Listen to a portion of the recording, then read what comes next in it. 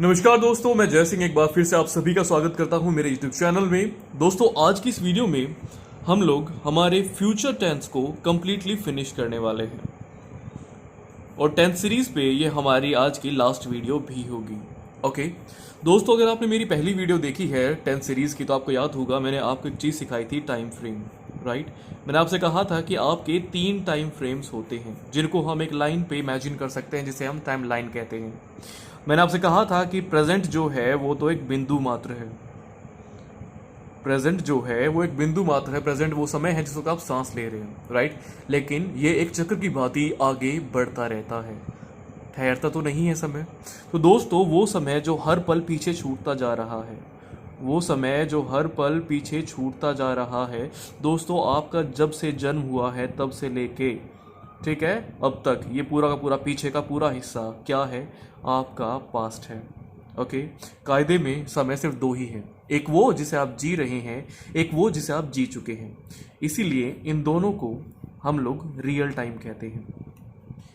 लेकिन दोस्तों, समय रुक तो नहीं गया, राइट। हम जानते हैं कि समय निरंतर आगे की तरफ बढ़ रहा है, तो हम लोग इमेजिन कर लेते हैं कि आने वाले समय में ओके क्या होगा। तो दोस्तों, जब हम आने वाले समय की बात करते हैं उस पॉइंट ऑफ टाइम को हम लोग फ्यूचर कहते हैं। दोस्तों, ये फ्यूचर जो है रियल नहीं है, इसको किसी ने नहीं देखा, ये मात्र इमेजिनेशन पे बेस्ड है। तो ये क्या है, ये अनरियल है, ठीक है, अनरियल है, यानी कि ये एक तरीके से अनग्रामेटिकल है। इसी वजह से प्रेजेंट और पास्ट को एक्सप्रेस करने के लिए आपकी काफ़ी सारे इंग्लिश में रूल्स हैं, लेकिन फ्यूचर को एक्सप्रेस करने के लिए हमारे पास में सिर्फ 2 वर्ड्स दिए गए हैं, एक विल और एक शैल। भाई, इन्हीं को जोड़ तोड़ के हम लोग अपना फ्यूचर एक्सप्रेस कर लेते हैं। कैसे? फ्यूचर में विल और शैल यूज़ कर लेते हैं। फ्यूचर कॉन्टिन्यूअस में विल और शैल के बाद में हम लोग बी प्लस मेन वर्ब की आईएनजी फॉर्म लगा देते हैं। परफेक्ट दिखाने के लिए विल और शैल के बाद में हैव लगाकर मेन वर्ब की थर्ड फॉर्म लगा लेते हैं। सो बेसिकली विल और शैल ही है। लेकिन जरूरी नहीं कि हम अपना फ्यूचर सिर्फ विल और शैल से एक्सप्रेस करें, और भी बहुत सारे तरीके हैं जिनको हम आज इस वीडियो में डिटेल में डिस्कस करेंगे। लेकिन उससे पहले मैं आप सभी का डाउट क्लियर करना चाहता हूं कि भाई ये विल कहाँ लगता है और शैल कहाँ लगता है, इसको लेकर ना बड़ा कन्फ्यूजन रहता है। तो देखिए, आपके इंग्लिश में जिन व्यक्तियों का जिक्र किया जाता है, यानी कि पर्सन जो है, उनको मैंने 3 भागों में कैटेगराइज कर दिया है। मैं कहता हूं, एक है फर्स्ट पर्सन, सेकंड पर्सन और थर्ड पर्सन। दोस्तों, फर्स्ट पर्सन सबसे पहले कौन आएगा? भाई, सबसे पहले वो व्यक्ति आएगा जिसने किसी भी बात को शुरू किया है। अब बात को शुरू करने के 2 तरीके हो सकते हैं, या तो वो किसी बात को बोलकर बता रहा है, यानी कि वो स्पीकर है, या फिर वो बात को लिखकर दिखा रहा है, यानी कि वो राइटर है। तो दोस्तों, फर्स्ट पर्सन वो होता है जिसने किसी भी कम्युनिकेशन को, किसी भी कन्वर्सेशन को स्टार्ट किया। उस कन्वर्सेशन को डायरेक्टली जिसने रिसीव किया दोस्तों, वो सेकंड प्लेस पे आता है, वो सेकंड पर्सन होता है। अगर कोई बोल रहा है तो उसने सुनकर रिसीव किया, यानी कि वो क्या है, वो लिसनर है। अगर किसी ने लिखकर कोई बात शुरू की तो उसने पढ़कर बात को रिसीव किया, यानी कि वो क्या है, रीडर है। ओके, और उस थर्ड पर्सन कौन बचा? भाई, कम्युनिकेशन में एक्टिवली तो 2 ही लोग पार्टिसिपेट करते हैं, एक बोलने वाला, एक सुनने वाला। लेकिन वो व्यक्ति, अब दुनिया खत्म थोड़ा ही हो गई है, और भी तो दुनिया में लोग बचे हैं ना। दुनिया में जितने लोग बचे वो सब थर्ड पर्सन है, यानी कि वो जस्ट कम्युनिकेशन का, इस कन्वर्सेशन का हिस्सा नहीं है दोस्तों, वो आपके थर्ड पर्सन कैटेगरी में आते हैं, यानी कि who do not actively participate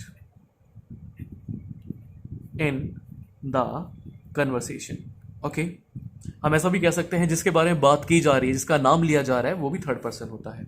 देखिए, जब भी स्पीकर अपना जिक्र करता है, खुद को मेंशन करता है कि सेंटेंस में, तो अपना नाम नहीं लेता, राइट। बिग बॉस थोड़ा ही कहेगा बिग बॉस ये चाहते हैं, नहीं।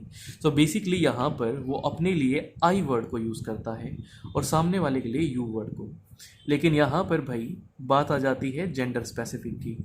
अगर कोई मेल है तो उसके लिए वो ही वर्ड को यूज़ करेगा, कोई फीमेल है शी, और जेंडर क्लियर नहीं है तो हम लोग इट वर्ड को यूज़ करते हैं।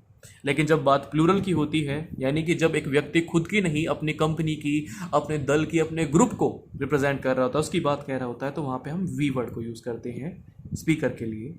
सामने वाले के लिए अगर एक से अधिक है सुनने वाले, तो हम लोग यू को ही यूज़ करते हैं। कई बार हम लोग ऑल ऑफ यू या फिर यू ऑल को भी यूज़ कर लेते हैं उस बात को एम्फेसाइज करने के लिए। और यहाँ पर अगर प्लूरल हो, चाहे कोई भी हो, चाहे मिक्स ही क्यों ना प्लूरल हो, ठीक है, हम यहाँ पर यूज़ करते हैं दे वर्ड को। ओके, तो इस तरीके से हमने क्या किया, डिवाइड किया। अब आपने एक चीज़ याद रखनी है दोस्तों, आपका जो फर्स्ट पर्सन है वहाँ पर बहुत ही ज़्यादा जो स्ट्रिक्ट ऑफिशियल इंग्लिश होती है वहाँ पर शैल यूज़ होता है, और आपके सेकंड पर्सन और थर्ड पर्सन यानी कि you he she it they के साथ में विल का यूज़ होता है। ओके, लेकिन दोस्तों आजकल मॉडर्न इंग्लिश में चाहे कोई भी सब्जेक्ट हो हम विल का ही यूज़ करते हैं। लेकिन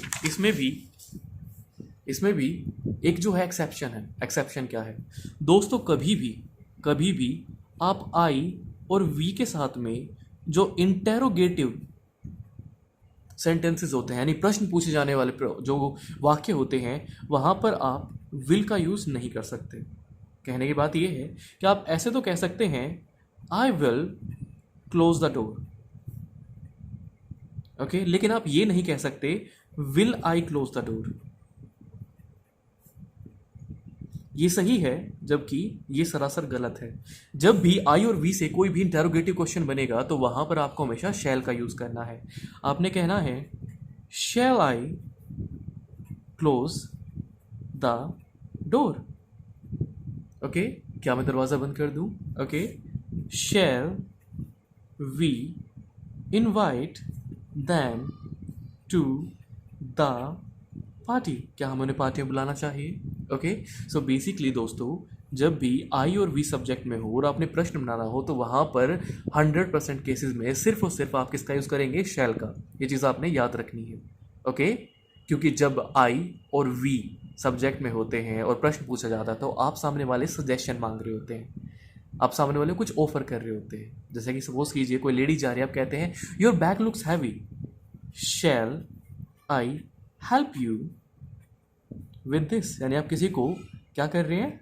आप हेल्प ऑफर कर रहे हैं, right? So that way I am telling you, जब भी आई या वी सब्जेक्ट में होगा और आप कोई प्रश्न बना रहे हैं, क्या मैं ऐसा करूं, क्या मैं ऐसा करूंगा, क्या मैं ऐसा कर दूं, सो आप वहां पर सिर्फ और सिर्फ शैल का यूज़ करेंगे। ओके, चलिए अब आगे बढ़ते हैं। जैसा कि मैंने आपसे वादा किया था कि आज मैं आपको माफ़ कीजिएगा, फ्यूचर टेंस बताने के जितने भी अलग अलग तरीके हैं सारे के सारे सिखाने वाला हूँ। तो चलिए शुरुआत करते हैं।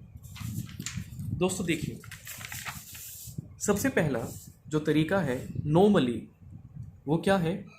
विल को यूज़ करना, राइट? तो दोस्तों विल का यूज़ कब किया जाता है? अब ये समझिए दोस्तों, कई बार कुछ चीज़ों को करने का फैसला हम on the moment of speaking करते हैं, जैसे कि हाँ मैं ऐसा करूँगा, अच्छा मैं चला जाता हूँ, ठीक है मैं जाऊँगा। या फिर कोई पूछे सर आप क्या लेंगे, मैं चाय लूँगा। यानी कुछ बातें ऐसी होती हैं जिनको करने का फैसला आप on the moment of speaking लेते हैं। उन चीज़ों को करने का फैसला आपने एडवांस में नहीं लिया, आपने पहले से सोच के नहीं रखा था। ओके, तो वो बातें जिनका डिसीजन जो है करने का at the moment of speaking, यानी जिस वक्त आप बोल रहे हैं उसी वक्त अगर आप उस काम को करने का फैसला करते हैं तो हम वहाँ पर किसका यूज़ करते हैं? हम वहाँ पर दोस्तों विल का यूज़ करते हैं। ओके, जैसे कि यहाँ पे एग्जांपल में देखिए, आप कहते हैं oh I have left the door open, मैंने दरवाज़ा खुला छोड़ दिया है। I will go and shut it, मैं जाता हूँ और दरवाज़ा बंद करता हूँ। Oh I have left the door open, मैं दरवाज़ा खुला छोड़ दिया है, मैं जाता हूँ और दरवाज़ा बंद करके आता हूँ। इस चीज़ को करने का फैसला आपने अभी लिया, तो आपने क्या यूज़ किया? आई को यूज़ किया, I will. What would you like to drink, आप क्या लेना पसंद करेंगे? I have an orange juice please. Again, क्या आपने पहले सोच के रखा था कि आप ऑरेंज जूस लेंगे? नहीं, आपने इस चीज़ का फैसला अभी लिया है, तो आपने यहाँ पर आई यूज़ किया। Did you phone Sarita? No no I forgot, मैं भूल गया, आई फोन हर नाउ। ये फ़ोन करने का फैसला आपने अभी लिया, तो आपने क्या यूज़ किया? आई। ओके, सो आपने बस ये बात याद रखनी है कि जब भी आप किसी चीज़ को करने का, ठीक है, फ्यूचर में आने वाले समय में करने का फैसला अगर on the moment of speaking करते हैं दोस्तों, तो वहाँ पर आपने क्या करना है? वहाँ पर आपने विल का यूज़ करना है। ओके,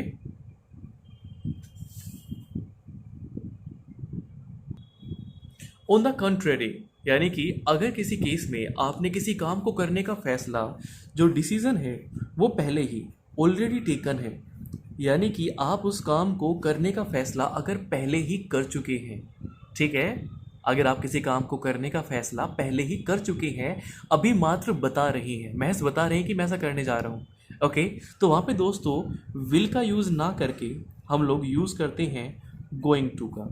यहाँ पर इसका यूज़ करते हैं कैसे? जैसे आप कहते हैं we are going to buy a new car. इसका मतलब क्या है? हम एक नई गाड़ी खरीदने जा रहे हैं, यानी कि इस एक्शन को करने का जो डिसीजन है वो आप पहले ही ले चुके हैं। समझ पा रहे हैं आप मेरी बात को?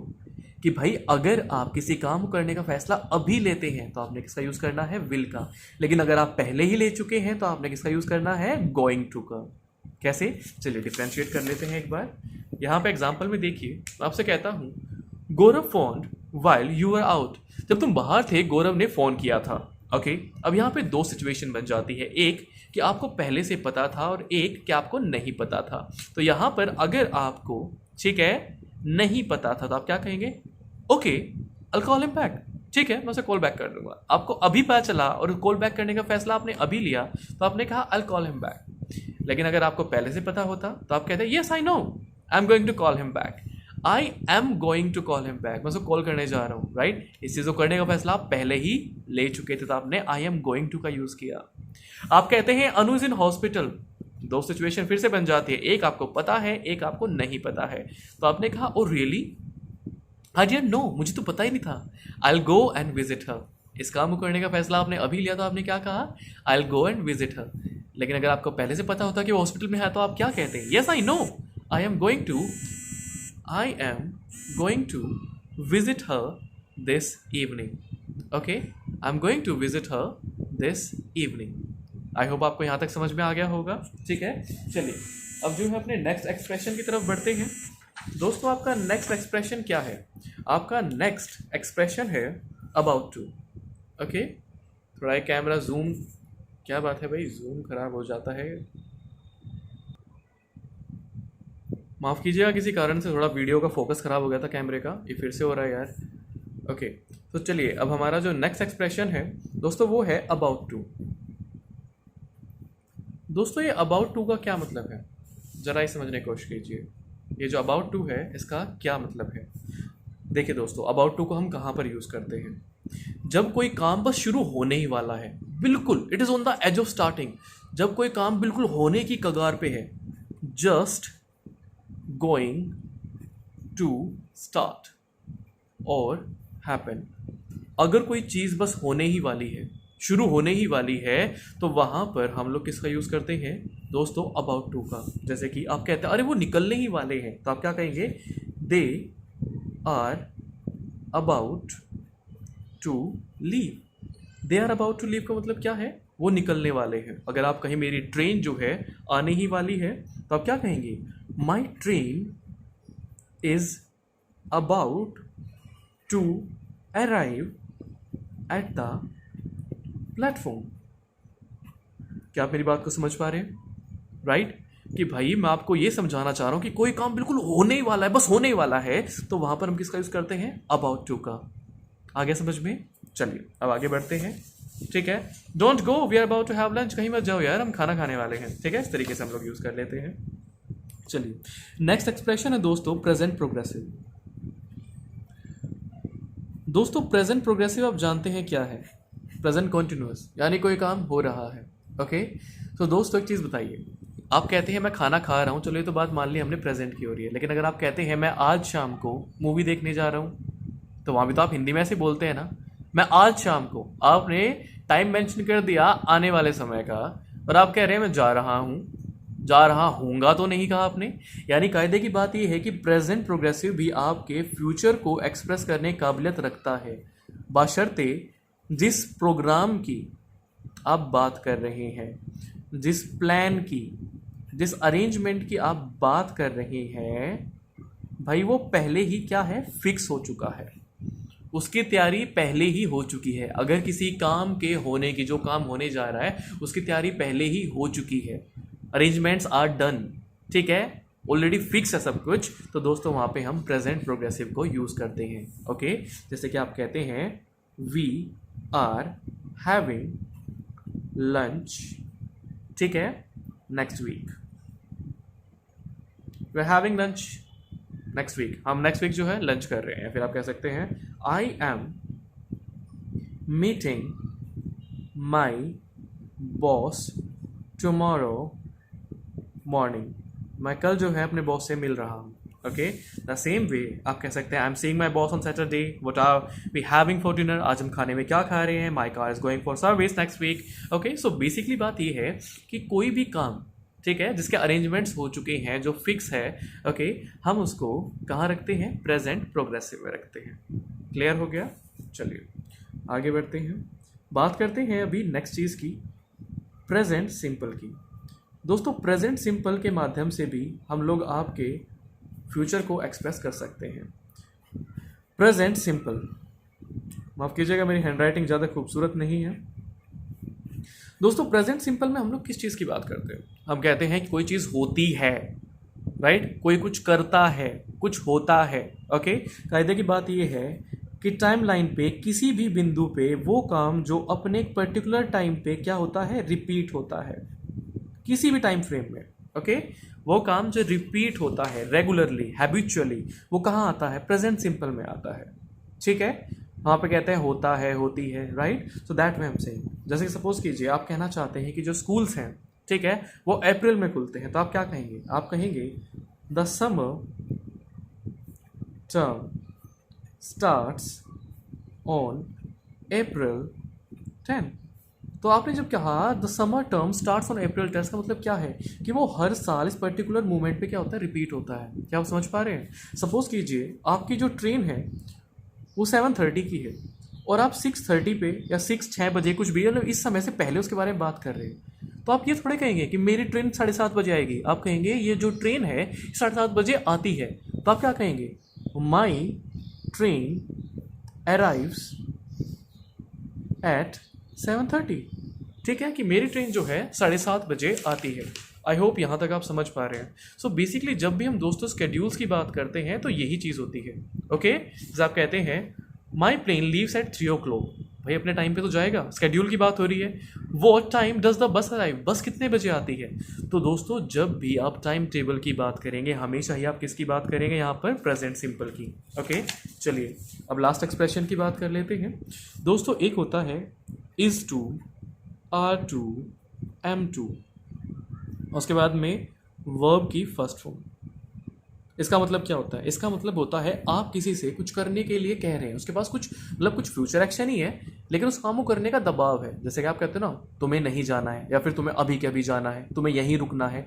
यानी कि बेसिकली जहाँ पर बात आ जाती है ओब्लिगेशन की, ओब्लिगेशन बोलते हो कुछ ऑर्डर टाइप की कि तुम्हें ऐसा करना है, वैसा करना है एंड ऑल दैट। ओके, तो दोस्तों वहाँ पर हम ये एक्सप्रेशन यूज़ करते हैं। कैसे? सपोज कीजिए मैं कहता हूँ you are to leave this facility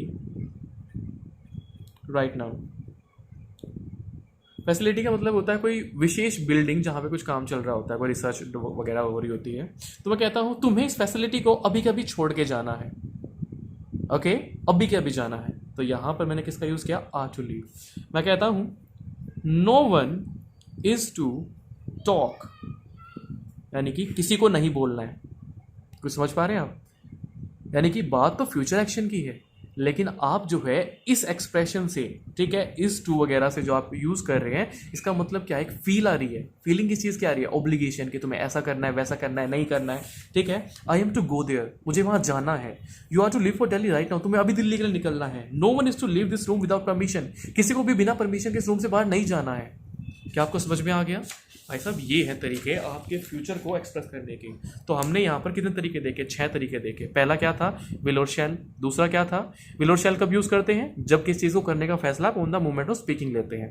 पहले से अगर सोच के रखा है काम को करने का फैसला तो गोइंग टू का यूज़ कर लेते हैं, राइट। अगर आपने पहले से फैसला कर रखा है तो हम गोइंग टू का यूज़ कर लेते हैं। अगर कोई मीटिंग है, कोई अरेंजमेंट है, इसके प्लान्स पहले से ही आपने बना रखे हैं, फिक्स कर रखे हैं, प्लान्स फिक्स है, ठीक है, तो वहाँ पर आप इसका यूज़ करते हैं प्रेजेंट प्रोग्रेसिव का। अगर कोई काम अपने टाइम पे रिपीट होता है, ठीक है, आने वाले समय में रिपीट हो रहा है, टाइम टेबल स्केड्यूल के साथ चल रहा है, तो वहाँ पे आप सिंपल प्रेजेंट का यूज़ करेंगे। कोई दबाव है तो is to, are to, am to का यूज़ करेंगे। बात आ रही समझ में? और अगर कोई चीज़ बस होने वाले, शुरू ही होने वाली है, तो आप किसका यूज़ करते हैं? वहाँ पे आप वहाँ पर अबाउट टू का यूज़ करते हैं। अच्छा, एक और चीज़ जो है ध्यान से देखिएगा, जब हम बात करते हैं गोइंग टू की, तो इसका यूज़ ना प्रिडिक्शन करने के लिए भी होता है। प्रिडिक्शन का क्या मतलब है कि भविष्य में क्या होने वाला है भाई, प्रेजेंट एविडेंस या सिचुएशन कह लीजिए भाई, अभी जो सिचुएशन है ना उसके आधार पर, ठीक है, ये जो है प्रिडिक्शन करता है कि फ्यूचर में आने वाले समय में क्या इवेंट अकर होगा, क्या चीज़ होगी।